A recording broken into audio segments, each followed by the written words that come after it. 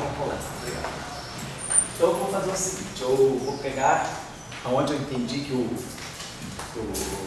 Léo terminou, dá licença aqui de novo, só para ter uma ideia, mas ele chegou no operador.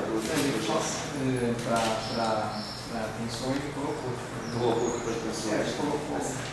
Tá bom, então a gente vai partir do seguinte, né? O Léo tinha ilustrado com vocês o teorema de Helmholtz, a decomposição, né, de um campo em 3 dimensões no espaço euclidiano, né, quando a gente decompõe o campo, né, decompõe o campo aqui uma parte transversa, né, uma parte transversa e na parte longitudinal, que eu tinha feito isso aqui. E com isso a gente sabia que haveria o projetor transverso, quer dizer, o projetor transverso, vamos botar assim, o campo transverso componente I, né, seria o projetor que a gente chama de J. Aqui eu estou colocando tudo isso embaixo, não tem índice assim embaixo, nós estamos trabalhando no espaço de euclidiano. Problema de abaixar e levantar a nossa métrica é trivial. Então isso aqui foi no espaço euclidiano, então foi feita, né, a generalização para incluir o espaço de Minkowski, e aí nós temos o caso do quadrivetor. Então a gente pega o quadrivetor e decompõe de novo o quadrivetor na parte transversa mais a parte longitudinal. E aí, como nós tínhamos já falado aqui nas aulas onde nós trabalhamos a representação do grupo de Lorentz, né? Quando a gente pega esse objeto transverso aqui,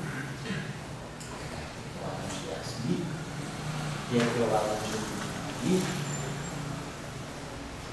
então basicamente o que nós estamos fazendo isso, lembrando que essa representação aqui e a representação meio-meio do grupo de Lorentz, lembrando que nessa representação meio-meio nós temos duas representações irredutíveis do setor espacial SO3, então a componente transversa e a componente que tem divergência nula, né? É imediato a gente vê que a divergência na parte transversa é zero e que, da mesma forma, né, o rotacional da parte longitudinal é zero. Então a parte transversa tem divergência zero, não significa que a parte transversa não tem spin zero, e a parte longitudinal tem rotacional zero, então ela não tem spin. Então a gente decompõe, na verdade, aqui fica guardado o spin 1 e aqui fica guardado o spin 0. Então, eu acho que o Léo não deixou a algebra explicativa dos projetores com vocês, ele mostrou que θ2 é θ, ômega 2 é ômega, foi feito isso, não foi? Vamos só lembrar aqui. Eu tinha feito, esqueci de pegar o projetor θ, quer dizer, pegar o θ2, né? Então isso significa pegar θ mini vezes θ de K. Então, θ mini é delta mini menos dmi sobre a lambertiana e o θ de K delta I kappa menos dmi de kappa sobre a lambertiana. Então, fazendo isso aqui, esse termo com esse termo aqui dá o delta, e esse termo aqui se junta, né? E esse termo aqui pegando as duas projeções aqui, então esse termo aqui vai dar para nós o delta.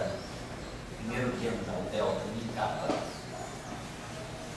Aí esse segundo termo aqui vai dar para nós o menos dmi de kappa sobre a lambertiana.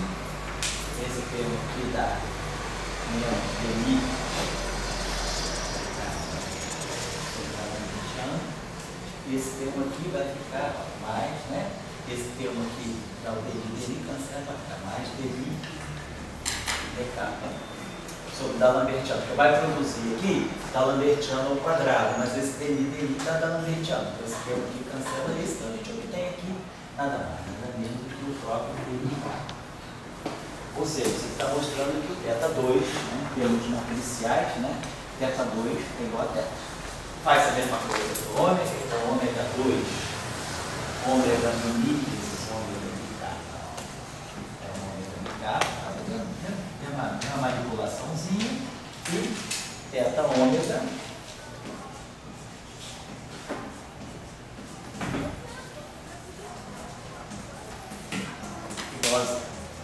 Então, esse setor de projetores aí, nós temos com isso, né, com a relação que ele expressa a completeza, θ mais ômega igual a métrica, ou, se a gente quiser, se quiser um índice contra variante, um índice por variante, θ mini mais ômega mini igual a delta mini. Olha que tem uma relação, né? Então, isso aí seria, deixa eu escrever aqui, é a generalização, então, do espaço de linguagem. Né? Isso aí para nós é fundamental, porque nós vimos que a primeira representação que nós temos do grupo de Norton, que precisa de uma redução, de uma projeção, quer dizer, nós temos dois tipos de representações, que são representações que envolvem mais isto. A primeira representação, nós tínhamos trabalhado na representação de vário, meio zero. Então, essa representação aqui, ela carregava um puro spin meio, mas ela é uma representação de setor left, representação que dá apenas a projeção do spin na direção do movimento. Tínhamos trabalhado a representação zero meio, que é a representação right, que dá a projeção do spin anti-alinhado com a direção de movimento. E tínhamos trabalhado a soma direta, né, dessas duas representações, meio zero mais zero meio, que é onde nós tínhamos falado que vamos colocar os termos de Dirac e Majorana, que é a representação left mais right. Então é claro que aqui a gente vai fazer daqui a pouco isso, quando a gente for olhar para a equação de Dirac e estudar a quiralidade, a gente vai ter projetores, né? O projetor que projeta o férmio na parte left e o férmio na parte right. Então, aqui também, né, nós vamos chegar, né, vamos colocar assim, né, trabalhar posteriormente aqui, né, projetores virais. Eu prefiro fazer isso mais à frente, eu prefiro agora a gente trabalhar um pouco mais em cima da representação vetorial e depois, na hora do acoplamento com a matéria, voltar para a representação fermiônica. Então, a gente chegou nas aulas anteriores, né? Nós chegamos na equação de Dirac, né? A equação de campo de Dirac, construímos a equação de Dirac a partir da junção, né, dos férmios quirais com o termo de massa, mostrando que o termo de massa acoplava o setor left com o setor right e dava para nós a equação de Dirac. Nós trabalhamos a equação de Dirac por enquanto só na representação de vário. Depois vai voltar, vamos abrir mais a nossa discussão da equação de Dirac. No entanto, agora a gente só queria terminar, queria começar. Oi? Se pegasse uma equação assim, minia, feminia, como é que separava os meninos que fizeram? Uma equação genérica com campo amigo. Tá. Inclusive com fontes. Vamos pegar uma equação aqui qualquer. Vamos escrever uma equação aqui de forma, uma tarefazinha assim, aplicativa, imediata. Vamos pegar uma equação aqui no campo vetorial, por exemplo, algo do tipo. Vamos colocar assim, algo do tipo. Campo escalar. Essa é uma equação que tem dois índices livres aqui. Mas vou colocar assim, alguma coisa do tipo D'Alembertiano, Deni, aí. Então, isso aqui, esse objeto aqui é simétrico. Então, vamos colocar aqui algo desse. Aqui um parâmetro alfa, Deni de um campo aí, Deni de um campo aí, por exemplo, né? Mais um parâmetro beta, aqui alguma coisa que fosse um campo ali, algo desse tipo. E aqui, se a gente quiser um parâmetro gama, vou colocar essa equação, tá? Eu vou colocar aqui P capa, um tensor P capa, isso aqui igual a alguma fonte externa. Digamos que eu tenha uma equação tensorial desse tipo, onde esses campos aqui, esse campo aqui por construção é um campo simétrico, então esse aqui é um campo simétrico de rank 2, então eu vou só informar H' e H'. E também esse tensor aqui, esse tensor Q' tem a propriedade também de ser simétrico nos dois índices. E, claro, esse objeto aqui, por consequência, também é finito, é simétrico e mínimo. Vamos colocar, não sei que eu tenho uma equação desse tipo aí.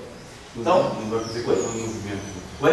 Não é equação de movimento. Não, poderia ser uma equação de movimento de alguma coisa, mas eu estou dizendo, é uma equação que envolve alguns campos. Vamos ver por que a gente pode tirar dessa equação. Então, essa equação aqui, ó, esse objeto aqui é um escalar. Esse cara aqui, esse cara está na representação 0, 0. Esse objeto aqui é vetorial, quadro vetorial. Então, se nada dito sobre ele, ele é completamente livre. A gente sabe que está na representação meio meio. Esse campo aqui é um campo tensorial de rank 2. Então, vamos dizer que ele esteja na representação 0, 0, mais a representação 1, 1. Lembrem-se que quando a gente trabalhou, essa representação aqui tem dimensão 9. Essa representação aqui tem dimensão 9, é um tensor simétrico de rank 2, no espaço de volta, tem 10 componentes. Por quê? Porque é uma matriz simétrica no espaço 4x4, no espaço de 4 dimensões. Então, esse cara aqui tem 10 componentes. Só que nós temos visto que as 10 componentes, elas se quebram nessa componente aqui, que são 9, mais essa aqui, que é um traço. Na verdade, quem está aqui nessa representação aqui, nós temos esse objeto, o H', o traço de H', né? Que é, na verdade, o que é o H'? É o eta' vezes o H', é o traço no sentido covariante. E aqui é a parte de traço 0.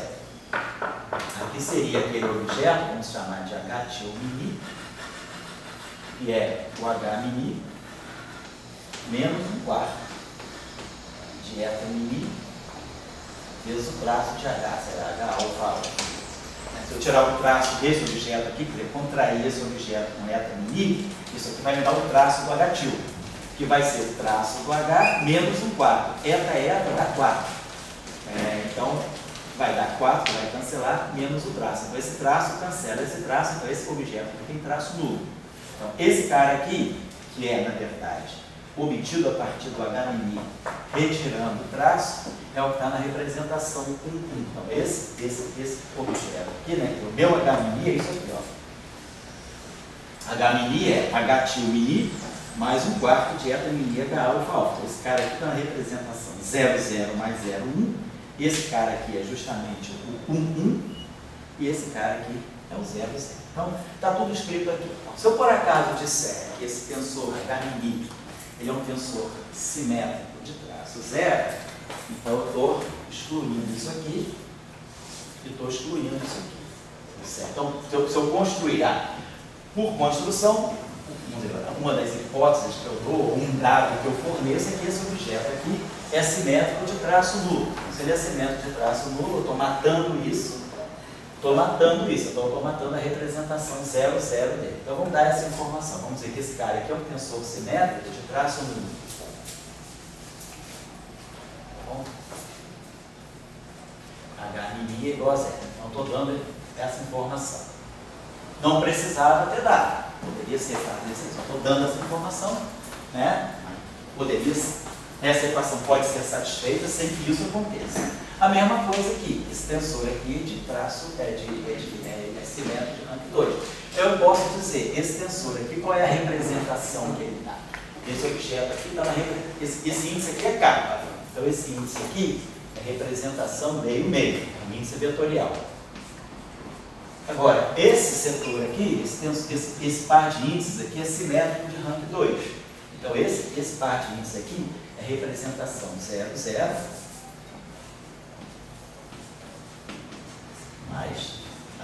representação meio, mas a representação 1, 1.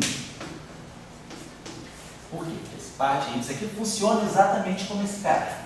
Então, o par de índices simétricos, são 10 componentes, né? Na verdade, esse tensor tem 40 componentes, 4 possibilidades de índice aqui, 0, 1, 2, 3, e as 10 componentes aqui embaixo. Então, dá 40 componentes. Essas 40 componentes, então, desse tensor, estão aqui. Aqui eu tenho dimensão 4, a dimensão disso aqui é 1, a dimensão disso aqui é 9, 1 mais 9, 10, 10 vezes 4, 40. Então, as 40 componentes desse tensor, elas estão distribuídas assim. Agora vamos fazer o produto tensorial, para ver quais são as representações que estão aqui dentro. Meio, meio com 0, 0 dá meio, meio. Porque meio com 0 dá meio, meio com 0 dá meio. Agora, esse meio, meio com esse 1, 1, 1 com meio pode dar meio ou 3 meios. E esse 1 com meio dá meio ou 3 meios. Então, eu vou ter meio, meio, mais meio, 3 meios, mais 3 meios, meio, mais 3 meios, 3 meios. Certo? Todas as possibilidades aqui. 1 com meio dá meio, 3 meios. 1 com meio dá meio, 3 meios. Então fica o meio daqui com o meio daqui, o meio daqui com 3 meios daqui, o 3 meios daqui com o meio aqui, e o 3 meios daqui com 3 meios daqui. Tá? Então, esse vezes esse deu esse, e agora essa linha aqui, essa sequência aqui, foi isso, vezes isso. Então, essa sequência aqui é essa. Esse cara aqui simplesmente é o primeiro. Então, tem que ter dimensão 40, né? A dimensão aqui é 4. 2J mais 1 vezes 2K mais 1 dá 4. Essa dimensão aqui de novo é 4. Essa dimensão aqui, a dimensão aqui é 2. E a dimensão aqui é 4. Então aqui dá 8. 8, 8. Né? Opa. 2J mais 1 aqui é 4. 2J mais 1 aqui é 2. 4 vezes 4, 16.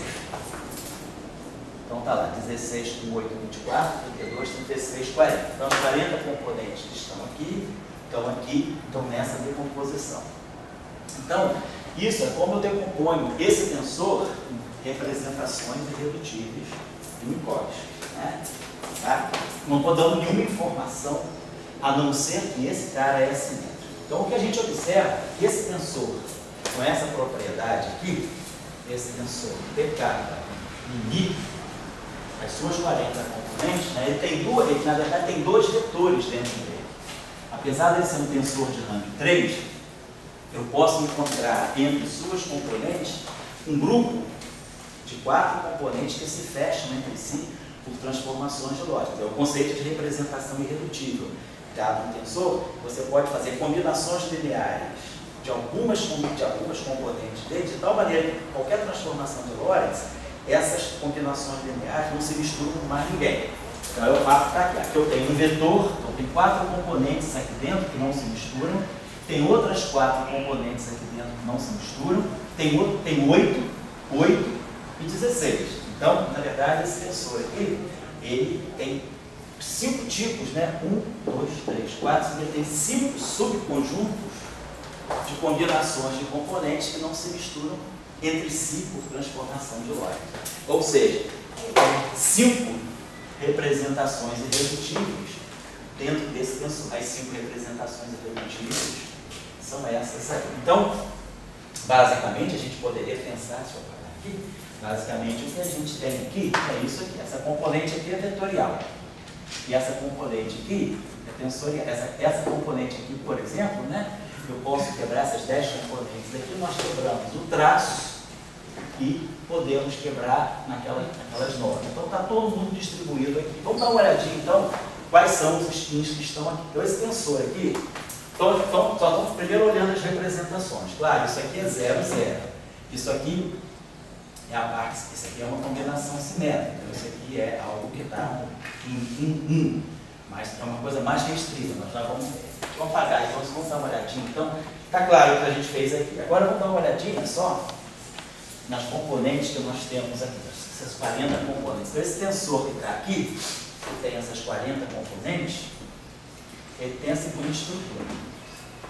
esse índice aqui é simétrico, esse par de índice aqui é simétrico. Então aqui eu posso ter o T0, então o kappa pode ser 0. E o mini está livre.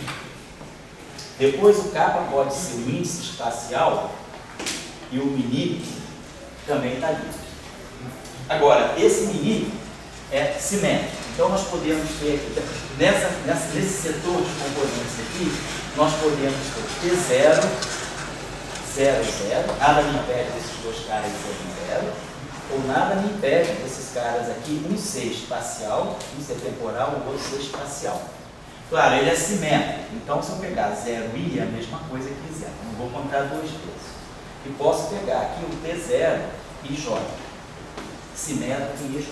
Então, dessa componente aqui, nasce esses tensores aqui. Agora, dessa componente aqui, é a mesma coisa. Eu posso ter esse índice aqui devido à simetria, pode ser 0, 0. Posso ter esse índice aqui um 0J. Ou posso ter esse índice aqui e aqui tem um JK simétrico. É claro, aqui eu tenho que ter 10 componentes, aqui é 0. Aqui tem mini simétrico, então são 10. Então, 1 e 3, 4. Isso aqui é simétrico 3 por 3. Tem 6 componentes. 6 e 3, 9 e 1, 10. Mas 10 componentes daqui estão assim. Aqui eu tenho 3 possibilidades. 1, 2, 3. Mas aqui eu tenho mini. São 10 possibilidades. 30. Aqui tem 10 componentes e aqui tem 30 componentes. 0, 0, 1. Agora aqui, esse IJ. 3 vezes 3, 9, 10. E aqui I. Esse cara aqui, JK, ele é simétrico. Então, ele tem 6, né? 6 vezes 3, 18. Então, 18, aqui tem que ter 40, né? Então, 18, aqui tem 3, 18, 21, 21, aqui não, aqui tem 30, né? E aqui 9, 3 vezes 3. Então, as 30 componentes daqui estão assim divididas e as 10 componentes daqui são assim divididas. Agora, o que está morando aí dentro? Esse cara aqui, do ponto de vista do espaço euclidiano, ele não tem nenhuma referência a sistema a eixo coordenado, não tem nenhuma referência vetorial. Então, esse cara aqui é um puro escalar. Então, tem um escalar. Então, do ponto de vista do SO3, tem um π0. Depois, esse objeto aqui tem um único índice vetorial. Então, esse aqui faz papel de um vetor euclidiano. Então, esse aqui tem um π1.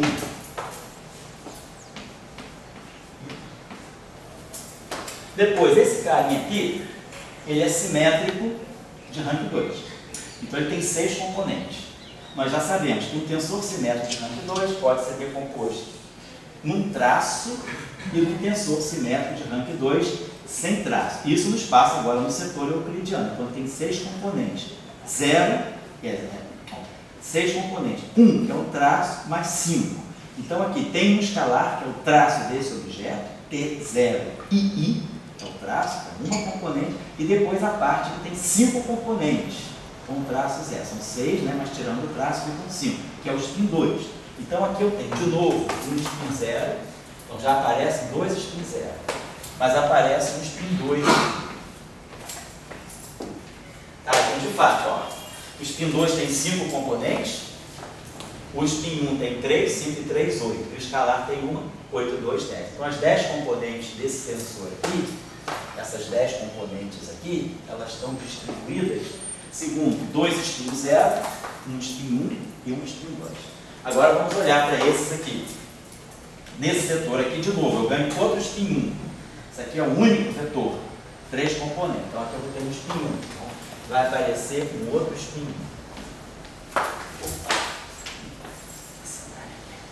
Depois, esse setor aqui, que é o setor de spins, esse setor aqui com 2 índices, a mesma coisa, eu posso, isso aqui é um tensor de rank 2, ele não é nem, esse aqui não é nem simétrico, nem antes, diferente desse. Esse aqui, devido à propriedade desse tensor, esse T0 e J, ele já nasce simétrico. Então, isso aqui são 6 componentes. Um spin 0 mais 5 componentes do spin 2, está aqui. Agora, esse objeto aqui, ele é IJ geral. Eu não tenho nenhuma propriedade de simetria desse índice com esse índice. A propriedade de simetria é só aqui embaixo. Então, esses dois índices são completamente livres. Então, eu tenho I vezes J para 9 componentes. Eu posso decompor um tensor de rank 2 numa parte antissimétrica, no espaço euclidiano, um tensor antissimétrico euclidiano tem 3 componentes, que é equivalente a um vetor. E depois as 6 componentes simétricas. Então, como ele tem a parte simétrica disso aqui, cai nesse caso aqui, um spin 0 e um spin 2. E esse cara aqui, que é a parte antissimétrica, é equivalente a um vetor. Então vai aparecer de novo o outro spin 1. Está aqui, na parte antissimétrica em J. Na parte simétrica em J, vai aparecer o traço, que é o outro spin 0. Mas vai aparecer a parte simétrica de traço nulo. Tirei o traço, que é o spin 2. Então vai aparecer um outro spin 2. Então tem um spin 2 morando aqui. Agora aqui, de novo, esse cara aqui é I. Tem 3 componentes aqui. Esse cara aqui é simétrico. Então, de novo, esse aqui sim, isso aqui é simétrico. Eu posso decompor esse cara aqui que é simétrico. Aqui é simétrico, vai ter 3 componentes, vai ter 6 componentes aqui. Um spin 0, que é o traço. Quando eu pegar o traço disso aqui vai me dar um outro vetor. Então, eu vou ter certo? Esse índice está fixado aqui. Aí quando eu for fazer, então isso aqui é 3 vezes 6, 18. 18 componentes aqui. Aqui eu vou ter 18 componentes, devido à simetria aqui em JK, né? Então, aqui eu tenho um traço, que é o escalar. O escalar, contraído com esse vetor aqui, vai me dar um vetor. Então eu tenho um vetor aqui, então vai aparecer um outro spin 1 aqui. Então esse spin 1 vai estar associado, aí eu vou estar pegando o traço aqui, seria na verdade isso aqui. Seria TI delta de JK, e aí o traço T, o traço disso aqui. TI delta de JK, e aí aqui esse traço. Esse traço em J é rotacional, tipo assim, TI JJ. Então isso aqui. Isso aqui me dá um caráter vetorial. São essas componentes. Agora, eu teria aqui a parte de spin 2. Aqui eu teria algo desse tipo. TI JK, simétrico de traço nulo. Então aqui eu tenho 5 componentes. 5 vezes 3, 15. O que eu estou compondo aqui? Aqui, esse objeto aqui, ele como ele já tem traço 0, já tirei o traço, aqui é só simétrico, são 5 componentes. Esse aqui é um puro spin 2. Mas esse cara aqui é um spin 1. Então eu estou compondo 2 com 1. Então isso aqui vai me dar 2 menos 1, 1. 2 mais 1, 3. Então vai ter spin 1, spin 2, spin 3. Então essa composição aqui seria 3 vezes 5, 15 componentes. As 15 componentes são 1 spin 1, 3 componentes. 1 spin 2, 5 componentes. E 1 spin 3, 7 componentes. 7, 5, 12, 3, 15. Então nesse tensor aqui, quando eu pegar o I e essa parte em J simétrica, mas de traço nulo, ela vai me dar mais 1 spin 1. Então vou ter 5 spin 1. Vai me dar um outro spin 2. E vai me dar um spin 3.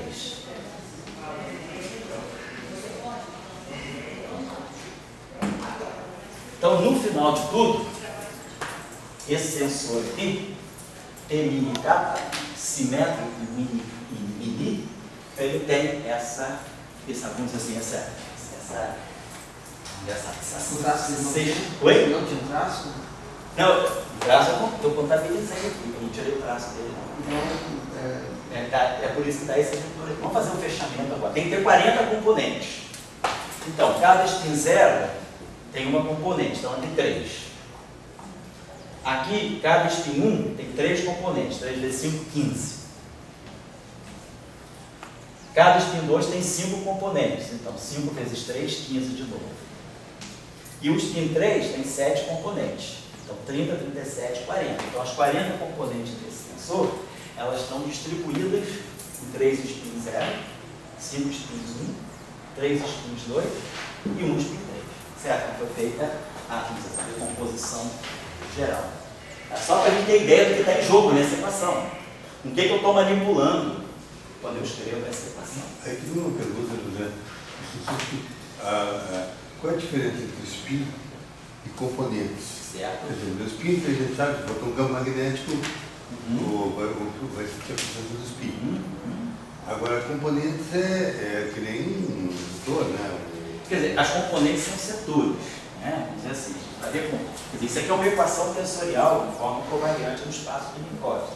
Essa equação, ela não é uma equação. O que nós temos aí não é uma representação redutível do grupo de Lorentz. Decompondo esse objeto, quer dizer, aqui sim, isso aqui é uma representação irredutível. Esse cara aqui é uma representação irredutível. Esse cara aqui, se tem traço zero, sim. Se não tem traço, ele teria duas representações. Mas esse objeto aqui, ele tem várias representações dentro dele. O que a gente chama de... Quer dizer, tem dois sentidos para a palavra componente. Você pode estar falando de componente de spin. Você pode falar, se eu tenho um spin 1, cada spin 1 tem 3 componentes. Polarização mais 1, 0, menos 1. Ou eu posso estar falando em componente no sentido de que são componentes na acepção de que são representações irredutíveis do grupo de Lorentz que estão contidas aí, isso que a gente está falando. Então, aí o spin é um tensor, é um objeto que incorpora um certo número de componentes. Nós estamos usando a palavra spin no sentido do grupo SO3. Verdade? O grupo que está em jogo aqui, o grupo de covariância aqui, o Minkowski, é SO13. E aí a gente está decompondo. Essas são as representações irredutíveis de SO13, representações que estão aqui. Aqui ficou 0, 0 mais 0, 1. E aqui nós temos aquele produto que a gente decompôs aqui em 5 pedaços, meio vezes 0, 0 mais 1. Vai abrindo. Então, o que eu chamaria de componentes aqui seriam todas aquelas representações irredutíveis do grupo de Lorentz que apareceram. Não, isso eu acho que dá para entender claro. Daí a pergunta que vem assim, deixa eu botar aqui um campo magnético nessa equação. Então, assim, esse campo magnético ia ter 3 spin 0, 5 spin 1, 3 spin 2. Isso aí vai se acoplar. Quer dizer, o campo magnético se acopla com os spins. Então eu teria, né, cada setor desse, é como se eu tivesse grupos degenerados. Oi? Teria raias espectrais. Isso, eu teria, exatamente, eu teria subsetores degenerados, né? Por exemplo, aqui eu tenho 3 vezes 5, 15. Então, para cada spin 1, eu teria um conjunto de 3 linhas, né, que eu poderia separar por esse campo magnético. Agora, tem que ver, claro, vai depender das relações entre esses coeficientes alfa, beta, gama, a questão da degenerescência. Então, isso que a gente tem que fazer agora. A gente agora tem que decompor essa equação para saber o que fica com o que. Essa equação está geral, vou apagar aqui. Essa eu acho que foi a tua pergunta. Agora, vamos projetar essa equação. Por exemplo, se eu tiro a divergência, deixa eu apagar aqui. Se nós tirarmos a divergência dessa equação, pegar o operador TMI nessa equação. Então, se a gente aplica o operador TMI nessa equação, fizer isso aqui. Então, essa equação está dizendo D'Alembertiano, vai produzir aqui, um D'Alembertiano de TMI φ. Professor, pois não? O objetivo então seria ver como se eles vão se comportar independentemente do se isso, exatamente. Interdependência. Você vai ver, você vai pegar essa equação de campo e decompor essa equação de campo para equações de campo que são consequência dessa, para saber em cada equação quem está se misturando com quem. Por exemplo, se a gente aqui tirar a divergência dessa equação, então isso aqui está dando D'Alembertiano desse objeto, ou seja, isso aqui é D'Alembertiano de um vetor, mas de um vetor longitudinal, porque isso aqui é o gradiente de um escalar. O gradiente de um escalar não tem parte transversa. Então, isso aqui claramente, quer dizer, o fato do campo ser escalar, já me diz que isso aqui tem spin 0, óbvio. Mas o gradiente de um escalar não é um vetor completo, é um vetor longitudinal. Então, isso aqui é uma parte de spin 0. Mas, alfa D'Alembertiano do Ani. Mais alfa DI do DMI Ani. Aparece aqui a divergência do gradiente dessa divergência aqui. Então, isso aqui é um outro objeto com spin 0. Vou pegar aqui mais beta. Aqui vai pegar a divergência desse tensor, HMI. E aqui mais gama, D kappa, DI, D kappa, mini.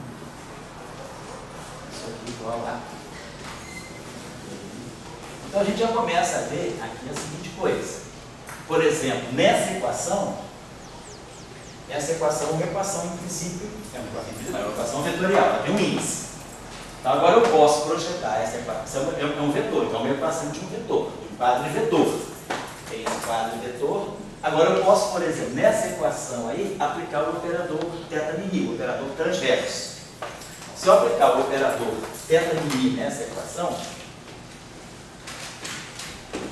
eu vou, vamos dizer, como aqui tem μ, vamos tirar esse μ daqui. Vamos dizer que eu aplico agora um operador θ-μ nessa equação. Vou projetar dessa equação a sua parte transversa. Vamos tirar dessa equação a parte só do estudo 1. Então, a gente sabe que o operador de θ, que é um operador transverso, atuando no gradiente, quer dizer, a gente tem essa identidade lá. Vou dar aula do Léo. θ-μ, dμ é identicamente zero, né? θ-μ é eta-μ menos dk dμ sobre D'Alembertiano. Isso aqui atuando em dμ. Então, o primeiro termo aqui da dk. Depois, dμ da D'Alembertiano, cancela, menos dk. Então, fica dk menos dk. Então, a gente sabe, projeção transversa de um gradiente, quer dizer, o gradiente é um objeto longitudinal, a parte transversa de uma coisa longitudinal tinha que ser zero.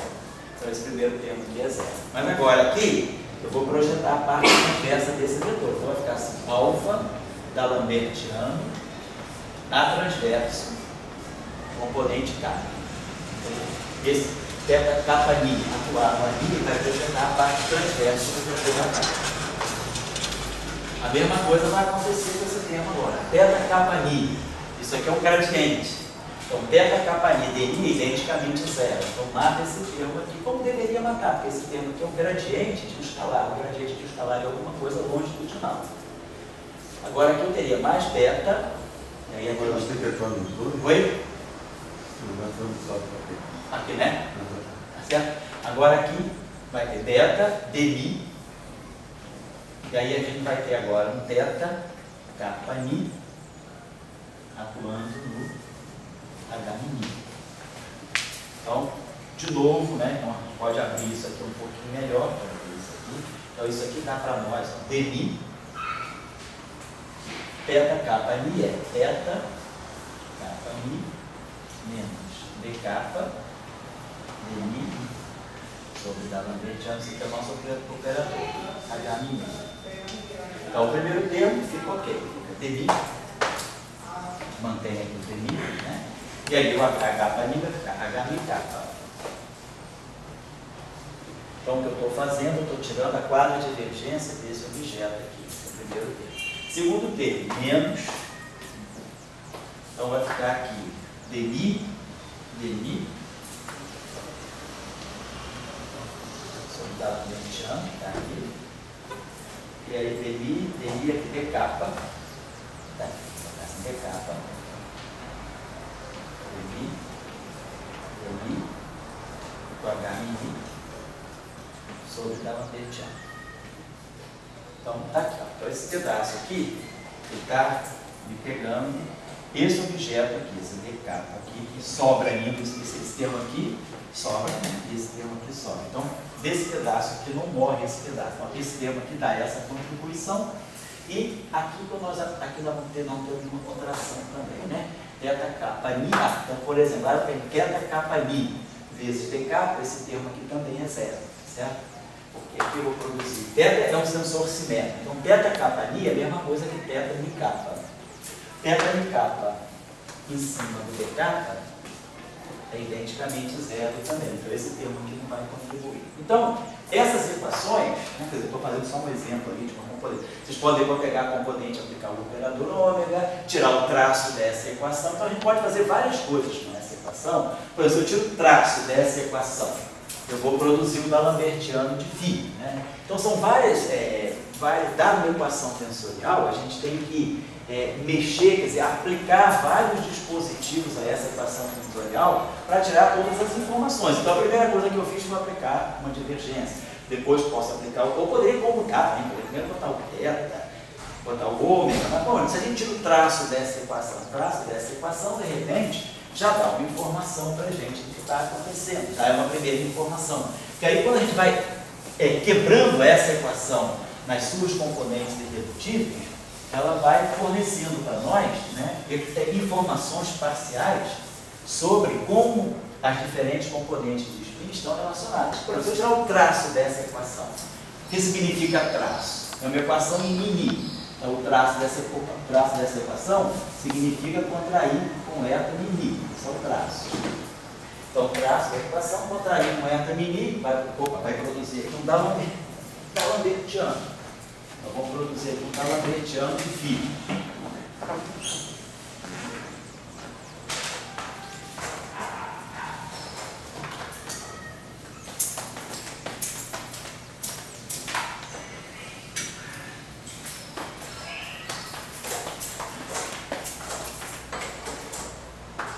Vai produzir aqui um d'Alembertiano de φ. Na hora de tirar o traço. Aqui vai produzir duas vezes a divergência do lado. Então, mais alfa, divergência do lado. Duas vezes, na verdade, né? Aqui, esse tensor aqui tem traço zero. Então, na hora de eu tirar o traço, esse termo desacopla. E esse cara aqui fica, por exemplo, mais gama, se eu não tiver traço zero, se eu não disser que esse tensor tem traço nulo, né, ele é simétrico, mas não tem traço nulo. Então, em princípio, fica esse termo aqui, dk como traço mi, igual a kappa mi. Então, por exemplo, se essa fonte aqui externa, ela também não tem traço, mas o traço dela não é necessariamente zero. Isso aqui fica. Mas, por exemplo, se esse tensor aqui eu dissesse, essa fonte externa, ela tem traço zero. Então, eu teria uma equação aqui homogênea, sem fonte. Mas você fica isso aqui. O que essa equação está me dizendo? Ela está me dizendo que esse campo φ aqui, né, d'Alembertiano de φ, ele vai ser gerado a partir da divergência do ar e a partir da divergência desse vetor aqui. Eu tenho além dessa fonte externa. Quer dizer, esses termos aqui, eles estão servindo de fonte, né? Esse setor aqui, esse d'Alembertiano, ele dá o caráter ondulatório. Esse está me dando 1 sobre C2, CP2 menos Laplaciano. Então, o caráter ondulatório desse campo, né, está aqui. Isso aqui é que vai me dar o sentido da propagação. Então, está me dizendo que esses objetos aqui estão funcionando como fonte para esse campo aqui. Então, fazendo essas projeções, dependendo da equação que a gente tem, né?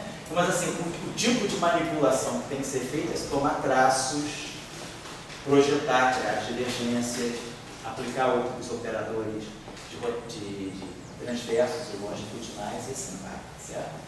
Então, basicamente são as informações que a gente tira dessa equação. Então, essa equação aqui...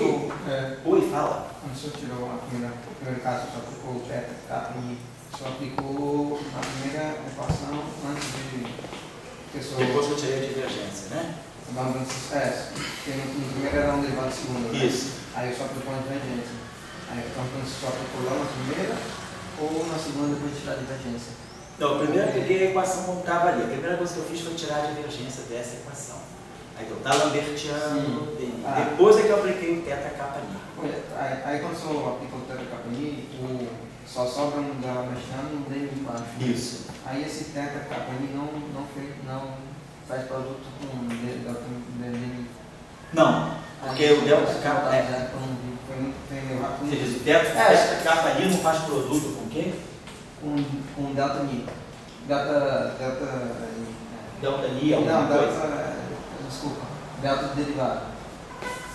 Derivado de ni. É. Isso aqui é identicamente zero. Mas não era kappa mi, é mi. Aqui. Não, então isso aqui fica. Mas então, quando o senhor aplicou a divergência, o senhor aplicou. Só aplicou mi, né? Isso, só o de mi, então mi morreu com mi. É que eu apliquei o contrário. Assim, certo? Tá bom. Então, só para ter uma ideia. Então, essas equações, elas envolvem diferentes... Quando você está aplicando Oi? um operador, os cataminiques são operadores não locais. Sim. Assim, a informação não é retirada dessa informação. Na verdade, na equação... Esses objetos são não locais por causa dos d'Alembertianos no denominador, é isso que você está dizendo, certo? Quando tinha uma equação, uma mi. Esse ami tem spin 1 e spin 0. Eu vou usar aqueles operadores para tentar separar. Então você vai ter a equação para o spin 1 e a equação para o spin 0 mais ou menos separadas. Mas daí uma pessoa pode perguntar, eu estou utilizando operadores não locais. Certo. Isso é válido? Essa informação que você teria? Em que sentido isso é válido? Se você está falando de campo clássico, né, quando os campos são simplesmente funções, são funções clássicas, que você determina a partir de condições de contorno e pela função de Green, você não tem problema nenhum. Agora, se você quer dar a esse objeto não local a característica de um campo quântico, aí você pode ter problema. Nós estamos falando assim para nós os campos são clássicos, então essa decomposição não é nenhum problema. E numa teoria quântica de campos também, essa decomposição não é problemática se você estiver estudando os campos livres. A questão é quando você coloca interação. A não localidade, ela fica perigosa na hora de você não ter interação. Se o campo é livre, não tem problema. Então, se a gente quer estudar o espectro, por exemplo, você não tem problema nenhum. Mas se você quiser agora colocar esses objetos não locais em interação, aí a não localidade com a interação pode certamente, fatalmente levar a termos de causalidade. Então, esse que é o problema, é a não localidade mesmo ligada com uma interação. Campo clássico. Foi mesmo caso do campo No mesmo campo clássico. Se tiver interação, o problema é esse. Quando for campo livre, tudo bem. Só que ele no T0. Fala. No T0, 0i, certo? T0, 0. T0, 0i. Isso é um vetor. Isso é um vetor. É um vetor de espaço euclidiano. Daí tira só um spin 1 ou Só um spin 1? Não, é um índice I só. Não, porque esse é um vetor. Não, isso aí porque eu vejo que é só um, mas que ele tem propriedade de simetria. Isso, mas se você quiser, pois é, isso aqui é igual a T0. Então é o mesmo vetor. Tá? Certo? Sim. Então, Esse é o 5. A minha pergunta, José, é o seguinte: se eu tivesse tendo F mini um termo desse tipo assim, F, I, ANI. aí, daí eu sei que tem spin 0 e spin 1 aí dentro. Eu vou aplicar para o teta mini, isso aí. Teta mini mesmo ou teta capa mi? Teta capa mi, que é o único índice que você tem, que é o mi. Você vai aplicar um teta capa mi aqui, tá? Eu posso fazer essa aplicação e separar. Lembrar que esse operador aqui tem duas derivadas. Então você tem que aplicar a distributividade da propriedade. Mas se eu tivesse uma equação dmi F mini igual a dmi F mini, uma lei de legal, certo? igual a F mini, J igual a F mini a ni.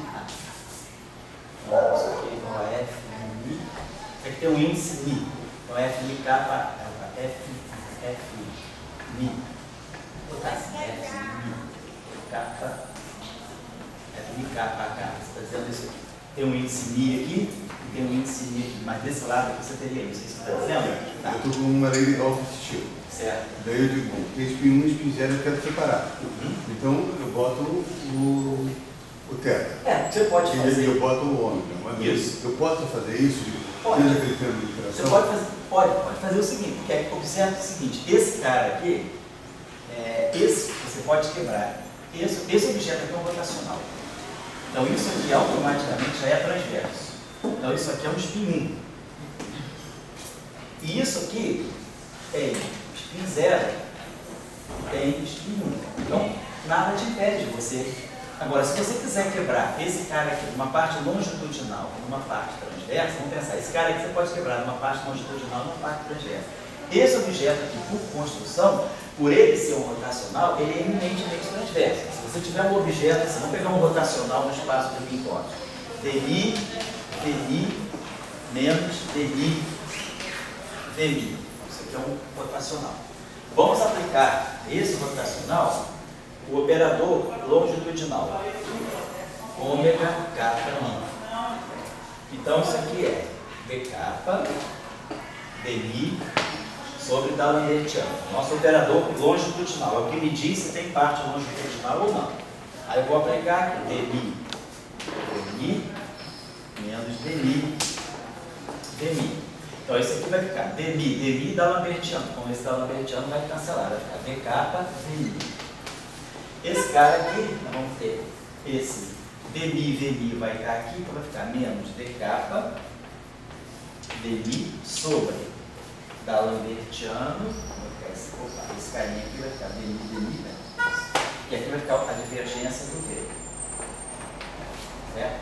Tem a divergência do V, que fica d capa dmi sobre da Lambertiano.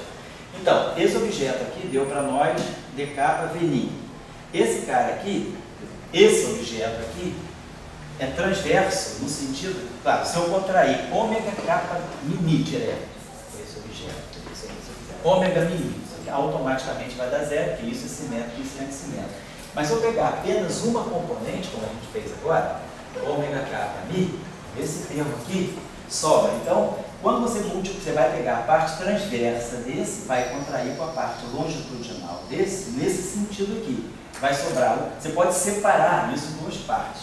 O transverso desse, né? Quer dizer, a parte vezes o longitudinal desse e o transverso desse vezes o transverso. Nada te impede de fazer isso, desde que você separe esse objeto aqui nas suas partes. Aplica o operador de projeção aqui e aqui se separa cada uma parte transversa e uma parte longitudinal. Eu posso ficar ali, está propagando o spin 1. Aqui do lado esquerdo você está propagando, aqui você está propagando só o spin 1. E aqui desse lado, a parte transversa. Só que o spin 1 daqui, ele pode ter uma parte aqui que vai ser o gradiente de um escalar que você produz aqui. Porque quando você pega transverso com transverso, isso aqui dá 0 e 1. Tá? Isso aqui é transverso, então isso aqui é spin 1, spin 1 com spin 1. Mas devido a essa contração que você tem aqui, você reduz. Você não tem, por exemplo, spin 2 aqui. Você está matando essa contração aqui, elimina o spin 2 daqui. Então, se você quiser olhar esse lado aqui e esse lado aqui, você vai ver que aqui, basicamente, vamos dizer, se a gente sabe quem é esse F mini, vamos colocar aqui, isso aqui para nós, vamos dizer que a gente sabe quem é F mini. Isso aqui é dmi a mi menos dmi a mi. Eu sei isso aqui. Isso aqui para mim é da Lambertiano do Ani. Então, em princípio, está tudo aqui dentro. Aqui eu tenho parte longitudinal e parte transversa. Menos dmi da divergência do ar. Então aqui eu já sei, aqui eu perdi a parte transversa. Aqui isso aqui é puramente longitudinal. E isso aqui é o gradiente de um escalar. Então isso aqui é puramente longitudinal. E isso aqui tem parte longitudinal e parte transversa. Então aqui tem transverso e longitudinal. E aqui tem só longitudinal. Agora, vamos pegar o outro lado. Eu tinha colocado dmi, F tinha aqui no F' capa a capa. Então agora eu sei esse cara aqui. Que para nós sabemos. dmi a capa menos d capa a ni vezes a capa. Então, você pode, esse objeto aqui, agora, quando você pegar esse cara aqui e você decompuser, ele vai ter parte transversa mais parte longitudinal. Ele é um vetor, você decompõe a parte transversa mais a parte longitudinal. Esse aqui vai ter parte transversa mais parte longitudinal. Quando você combinar o dmi da parte longitudinal desse e o d capa da parte longitudinal desse, deve se cancelar. Vamos ver só, pega o dmi aqui, ó. E vamos decompor esse cara aqui, esse objeto aqui é θ capa alfa a alfa, é a parte transversa desse carinha aqui. E a parte longitudinal dele é ômega capa alfa a alfa. Olha, menos aqui, menos o d capa. Aí a mesma coisa, vamos decompor esse aqui na parte transversa e na parte longitudinal. Então vai ficar θ mi alfa a alfa mais ômega capa alfa mais ômega capa alfa a alfa. Então peguei esse objeto aqui e decompus na parte transversa, na parte longitudinal, o A capa. Esse aqui é o A capa, o A transverso componente capa, o A longitudinal componente capa. Esse aqui é o A transverso componente ni e o A longitudinal componente ni. As divergências estão aqui. Agora, quando eu aplicar esse termo aqui ó, vai ficar dni d capa. Se a gente sabe quem é a expressão desse objeto, isso aqui vai ficar dni d capa d alfa sobre D'Alembertiano a alfa. Esse termo aqui. E esse termo aqui, menos d kappa, dmi, d alfa, sobre D'Alembertiano a alfa. Então, claro, as derivadas comutam, então esse termo aqui cancela esse termo aqui. Esse aqui vai cancelar na decomposição. Então, para esse objeto aqui, só a componente transversa do ar contribui, porque de fato esse objeto aqui é um rotacional. Quando você tira o rotacional de um vetor, você está jogando fora automaticamente a parte longitudinal dele, aqui. Então, esse objeto aqui você pode decompor, você pode apagar isso aqui, então você pode dizer que essa expressão aqui, ela é dmi do ar transverso, componente K, menos o d kappa do ar transverso, componente ni, vezes, agora, o que você tem aqui é o ar transverso, componente kappa, mais o ar longitudinal, componente kappa. Quer dizer, você prova que lá do grupo de Lorentz, na invariância da luz, você mostrou que o spin 1 e o spin 0 vêm juntos. Mas aí você mostra que o spin 0 está presente. Não está. Dependendo da equação, você mas isso aí não é uma coisa, a minha pergunta é só uma. Isso aí não é uma coisa mnemônica. Não. É uma realidade física, como E2 igual a 2 vezes igual. Claro, Você está pegando a equação de movimento e não violando nada da isso. equação de movimento. Se você deu uma equação de movimento que veja o princípio lagrangiano, você tem uma equação de movimento que vai refletir uma certa dinâmica do teu sistema. E aí, automaticamente você, pela equação, você já sabe manipular todos os spins que estão ali. Você pode ter um sistema que tem spin zero. Só que, por exemplo, o spin zero dele pode não estar se propagando. Tá? É o que nós vamos fazer agora, quando a gente vai começar as equações de massa. Então, vamos começar a fazer o seguinte agora. Então, nós estamos tentando, a partir do grupo de Lorentz, construir as equações de propagação para as diferentes representações repetidas. Então, nós pegamos a representação meio zero. Tá, legal. Então, eu falo com o Paulo para poder chegar, para pegar o carro e levar isso Sempre para casa se eu passo e-mail, não, eu venho amanhã de manhã cedo e pego aqui, tá? Tá, minha sala, se você por acaso, você choca, eu deixo a chave da minha sala no meu caninho. Não, do shopping não vai ter... Não, pois é, eu deixo a chave da minha sala nos caninhos. Aí você pega, nos caninhos, entra, ok. entra e fecha, depois deixa nos caninhos, não tem problema nenhum. Tá legal? Mas Quem pode quiser- levar é frutinha. Quem quiser amanhã estão convidados aí para esse evento domingo lá no... Vai ser 4 horas, né, pai? Não, começa às 10 horas. Ah, começa 10? Começa às 9 horas lá. Mas 4 horas tem que... A palestra da educação é 4 horas. Então, Nós vamos lá para arrumar som. obrigado aí, tchau aí. Então, nós fizemos o seguinte, quando nós pegamos a representação meio zero do grupo de Lorentz, nós falamos, vamos dar uma equação, que física nós podemos tirar dessa representação? Então, a gente propôs lá a equação de Weyl para o spin leve, para o Fermi-Levy.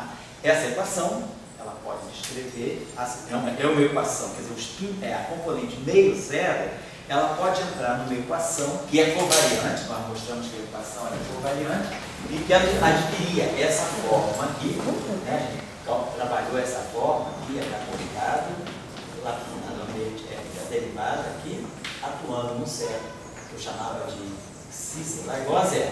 Então essa aqui é a equação que vai leve.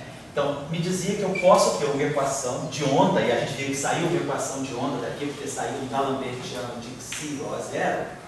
Essa equação aqui era uma equação que me descrevia, então, a propagação de um férmio, um spin meio, e que ele se propaga independentemente do referencial, esse é um statement invariante de Lorentz, com seu spin projetado ao longo do movimento. Quer dizer, claro, você pode dizer, mas poxa, mas projetar o spin ao longo da direção do movimento, essa é uma informação só na parte espacial. Se eu pego o spin e projeto ao longo da direção do movimento, isso aqui não está pegando todo o espaço de Minkowski, isso aí é só o setor espacial. Então, claro que por uma transformação de Lorentz, esse produto escalar não é invariante. Esse produto escalar é invariante de SO3, mas não de SO1,3, porque não tem parte temporal. Então, se eu fizer uma transformação de Lorentz, eu posso gerar partes temporais e essa equação muda. Mas aí a gente viu que o fato da partícula ter massa de repouso zero e ter spin meio me assegurava que essa equação podia ser levada a uma forma covariante. Então, dizer que uma partícula relativística de massa de repouso zero spin meio se propaga com o spin alinhado na direção do movimento, essa informação é invariante de Lorenz, ela independe do referencial. Todo e qualquer referencial vai ter essa transformação, vai ter sempre essa informação. Isso não aconteceria para o elétron. Se o elétron tem, como o elétron tem massa, então a gente pode passar à frente do elétron. Então, para o observador, o elétron está indo para frente com o spin para frente. Para o outro observador, o elétron mantém o spin para frente, mas está indo para trás. Então, você flipa essa chamada helicidade. Então, para uma partícula de massa de repouso não zero, essa informação não é invariante de Lorenz, mas uma partícula de massa de repouso é. Então, é o que a gente chama de equação de Weyl-Levi. Fizemos a mesma coisa para a equação de Weyl-Wright. Aí introduzimos o acoplamento dos dois setores, construímos uma equação que podia ligar, né? Nós tínhamos visto, né, que essa equação, esse operador sigma mi, né, quando ele atua num objeto que é left, né, que tinha essa estrutura aqui, 0, sigma narrado mi, sigma mi, 0, e aqui a gente tinha um si e um ki. Quer dizer, quando esse objeto aqui atua no objeto left, ele produz um objeto right.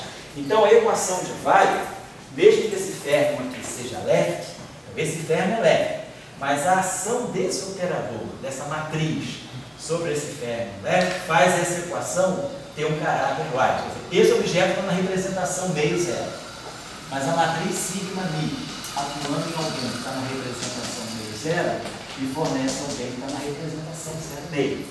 O sigma mi flipa a representação. Então eu posso jogar em cima dessa equação uma equação que seja 0,5, que aí eu estou somando 0,5 com 0,5. E aí isso aí deu origem à equação de Dirac. Aí chegou a equação de Dirac. Então a equação de Dirac, ela foi um terceiro desdobramento da representação fermiônica. Meio zero deu Weyl, 0,5 deu Weyl, e aí combinando meio zero mais 0,5, a gente ganhou Dirac. Claro que de Dirac a gente depois, quando fizer mais detalhes, vai chegar em Majorana. Agora, vamos para um outro caso, que a primeira representação com mistura de spins, que é a representação meio-meio. Como nós já falamos abundantemente aqui, essa representação ela contém um campo que pode ter parte transversa e parte longitudinal. Então vamos pegar essa representação aqui, que é a representação de um campo vetorial. Aparece essa porra aí? Parece, entendeu? Está tudo misturado. Obrigado. Então tá. Então a questão que a gente se coloca aqui é a seguinte: suponhamos que a gente tem a seguinte questão física. Uma partícula de spin meio, de spin 1, essa representação, então, do ponto de vista do SO3, ela contém spin 0 e spin 1. E nós sabemos quem é o spin 0, que é um conceito SO3, é a parte temporal desse quadro vetor. E quem é o spin 1 é a parte espacial desse vetor, que nós identificamos como um vetor dado. Então aqui nós estamos falando de coisas SO3. Esse aqui é um escalar de SO3, esse aqui é um vetor de SO3, esse aqui tem spin 0, esse aqui tem spin 1. A questão é... Só terminando essa questão aí, eu já fiz uma coisa parecida na aula passada, mas ainda fiquei meio em dúvida. Porque, por exemplo, agora tratando de um vetor meio-meio, a gente separa ele na parte de spin 0 e spin 1, que, como você falou, o W0 e o WI, certo? Só que quando a gente olha para os projetores de spin, se ele for um campo, né, e ele tiver derivados, etc., a gente também pode separar na parte longitudinal e na parte transversa. Isso. Então, por exemplo, se eu estivesse pensando no ponto de vista físico de uma partícula se propagando, etc., qual é o spin 0 que está se propagando? É a parte longitudinal ou é o W0? Entendeu? Não, certo. Na verdade, isso aqui é uma decomposição de SO3, tá? Agora, se você está pegando aí, vamos manter a covariância, não vamos sair do espaço de Minkowski, não vamos projetar no setor euclidiano, vamos estar o tempo todo em Minkowski. Então, quando você pegar esse operador, esse campo aqui, e extrair desse campo a sua parte longitudinal, é isso aqui. O operador ômega mi atuando no campo WI. Vamos lá. Então, o operador ômega mi é dmi sobre box. E aqui você tem o WI. Então, o que você tem aqui é dmi, e aqui você vai ter a divergência do W. Então, basicamente, o que você tem aqui é a quadridivergência covariante. Então, para você, no espaço de Minkowski, no espaço covariante, né? Na tua formulação covariante, perdão, o que você tem aqui é a quadridivergência. Então, isso é um escalar de Lorentz. Então, é nesse sentido que a gente diz que esse escalar. Agora, esse escalar, ele envolve o W0, Então, aquilo que é o escalar de Minkowski, o escalar de SO3, esse cara está contido aqui. Isso aqui é D0, W0, mais DI, WI, mais a divergência do W. Então, aquilo que é escalar no espaço de Minkowski é uma mistura do escalar W0 com a divergência do W, tá certo? Então, porque às vezes você tem razão de se sentir desconfortável, porque às vezes a gente faz um abuso de linguagem. Às vezes eu falo escalar. Quando eu disser escalar no sentido de SO3, é essa componente.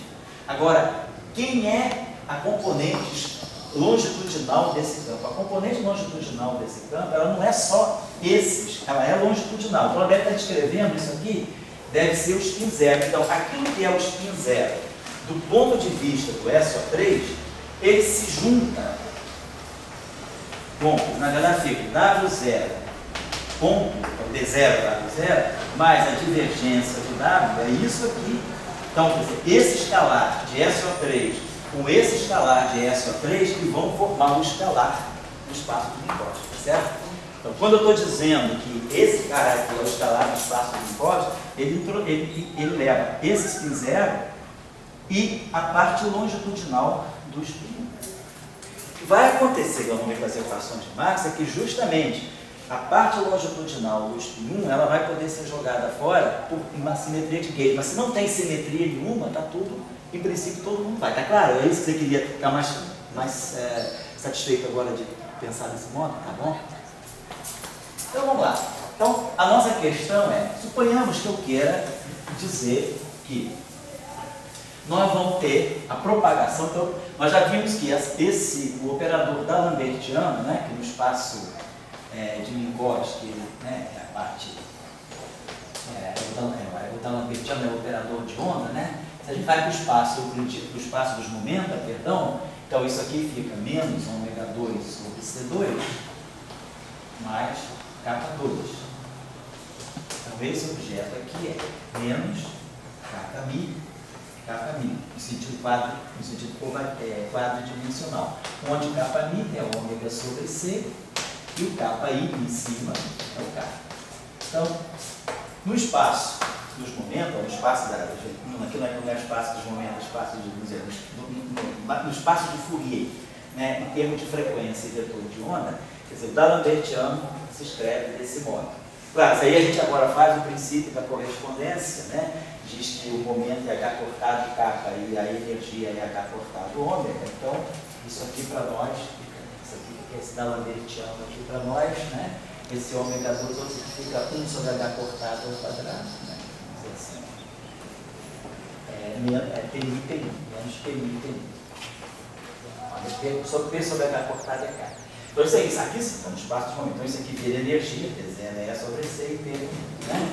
Então tá, só para a gente lembrar. Então o que a gente está dizendo é esse d'Alembertiano. Quando a gente tem alguma coisa, como a gente viu lá no caso do campo de Klein-Born, d'Alembertiano de alguma coisa igual a zero, isso significa que em termos de relação de dispersão, o que eu tenho é Kmi igual a zero, ou seja, ômega igual a K vezes C. Então isso aqui é a relação de dispersão desse objeto. Ele está me representando na versão de partícula, né? Lembrando que H cortado ômega é E e que H cortado K é P, na versão corpuscular, isso aqui corresponde a uma equação que descreve a partícula relativista de massa de reforço zero.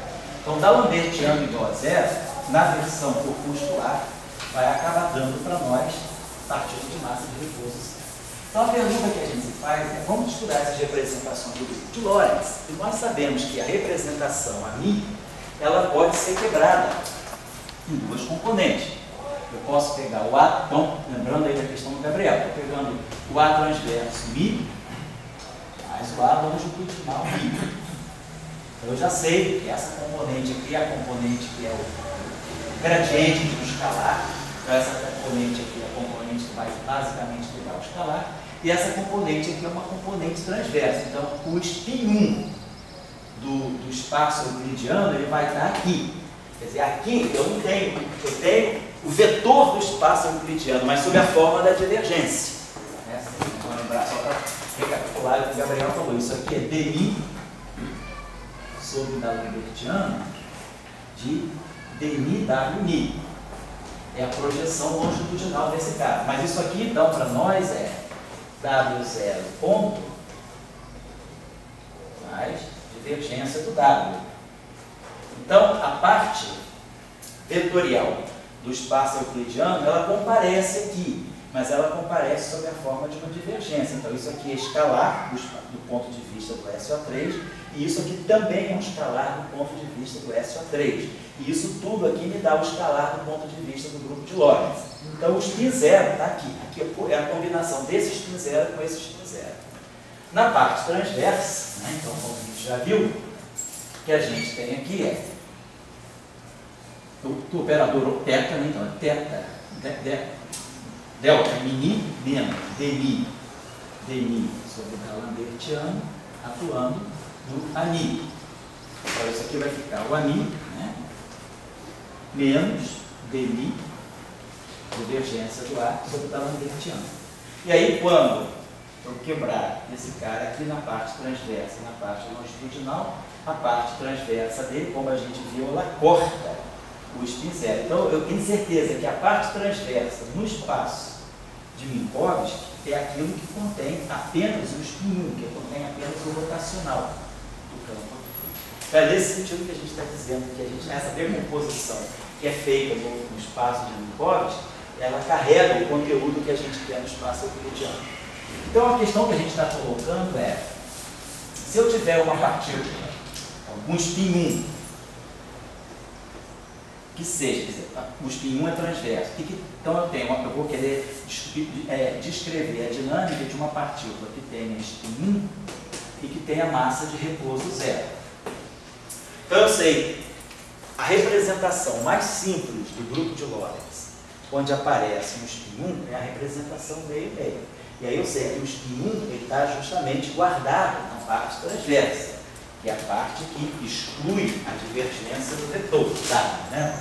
Então, eu propondo essa equação aqui, uma equação de movimento com essa característica aqui, eu estou garantindo que o fato do D'Alembertiano ser 0 está me dizendo que a massa de repouso é 0. Por causa da relação entre energia e momento. E o fato de ter transverso aqui está me garantindo que isso aqui está me propagando apenas o spin 1 que está dentro desse campo. Eu já isolei essa parte aqui dessa representação. Então, essa equação aqui, ela deve ter exatamente esse conteúdo aqui. Ela é a equação que no espaço do Minkowski vai me descrever um objeto que eu vou ver no espaço euclidiano com o spin 1 e se propagando com a velocidade da luz. Bom, então vamos lá. Então, a gente coloca essa equação aqui. Aqui eu botei dados, né?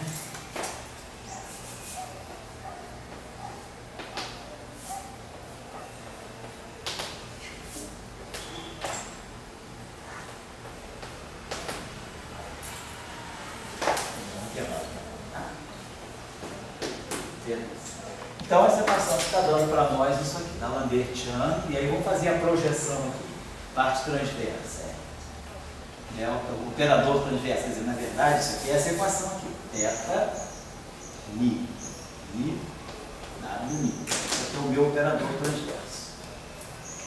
Então, esse operador aqui, vamos abrir a expressão dele, tensorial.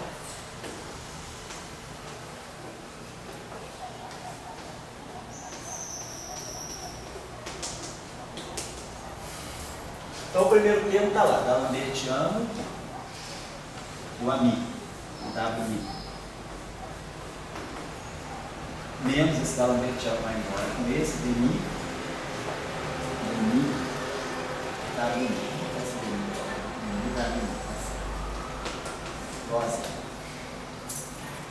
Então, o índice livre aqui é o mi. Então, a gente pode substituir esse, já que o índice livre é o mi, eu posso substituir esse D'Alembertiano por um dmi, nada me impede. Isso aqui é o dmi DI. E aí eu posso fatorar esse DI aqui. Então eu vou ter DI, e como essa equação aqui é igual a zero, eu posso botar aqui DI WI menos DI WI igual a zero. Então essa equação, ela está se desdobrando de uma outra forma. Isso aqui. Quer dizer, no fundo, toda a informação que está ali é a propagação de um objeto com spin 1 e massa de repouso zero.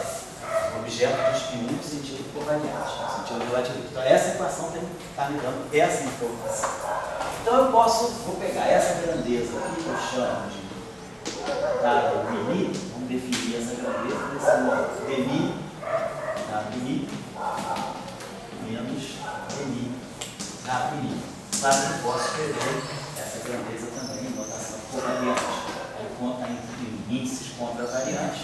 Posso escrever essa equação em índice covariante também, DI WI. E aí, o sentido dessa equação é esse aqui, DI WI igual a zero. Tá bom. Vamos ver o que isso está dizendo para nós. Até agora são só símbolos. Se organizaram, a gente vai querer dar uma interpretação. Vamos pensar agora o seguinte: se nós pegarmos esse objeto aqui, esse objeto aqui por construção é assimétrico, então ele não tem componente 0, 0. A primeira componente não trivial dele é a componente temporal espacial, que vai ser D0 WI menos DI W0. Vamos lembrar que a gente está fazendo sempre essa convenção, né? Desde que nós iniciamos, o vetor em forma contravariante é aquele vetor que vai conter a parte espacial euclidiana do vetor. Então, esse WI em cima, né, é o chamado das componentes, é o quadro vetor euclidiano. É o vetor euclidiano. Então, esse WI aqui é menos esse cara aqui.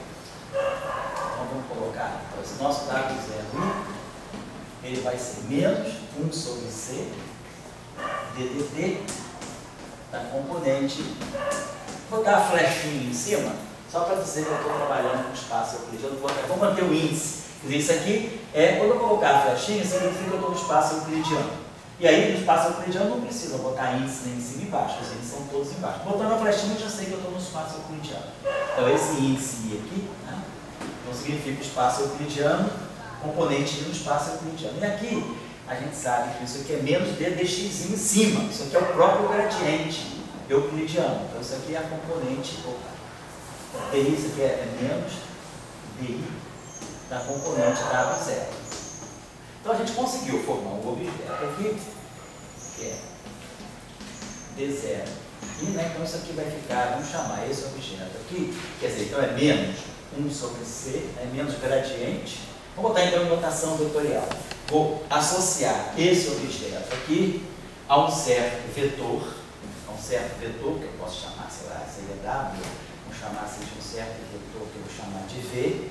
Então, esse vetor euclidiano, ele está sendo definido com esse zero ali embaixo. Então, esse cara aqui é esse vetor euclidiano. Isso aqui vai ser menos o gradiente dessa função escalar aqui, menos 1 sobre C, ddt desse vetor aqui. Então essa equação está combinando componente desse quadro vetor desse modo. E claro, eu vou poder pegar agora a componente IJ.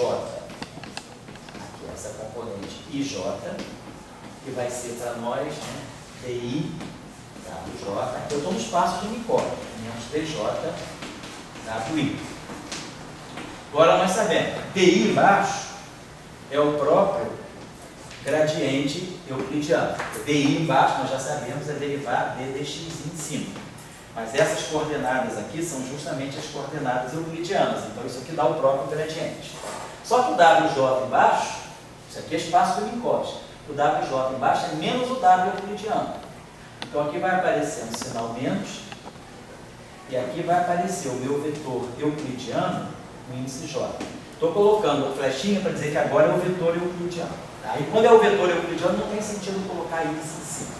Agora eu estou botando tudo no espaço euclidiano. Então, no espaço euclidiano, todos os índices são embaixo. E aqui vai aparecer a mesma coisa, só com um sinal mais. DJ, WI, euclidiano. Então, isso aqui está dando menos, né? Então, isso aqui é DJ, isso aqui é menos epsilon IJ kappa e o rotacional euclidiano do W, componente kappa. Então, esse objeto aqui, né? Então, isso aqui nós chamamos de um vetor V.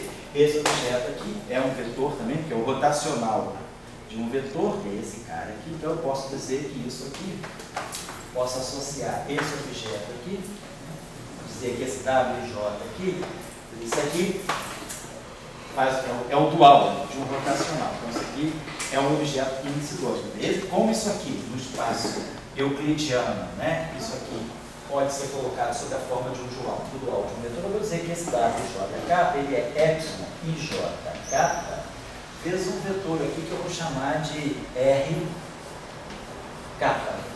Então eu ganho agora um vetor. Então nós ganhamos esse objeto aqui, ganhamos isso aqui é o conteúdo que essa equação está me dando. Essa equação está me dando dois tipos, né, de componentes que se formam entre si para definir esse novo W que está naquela equação. Então a gente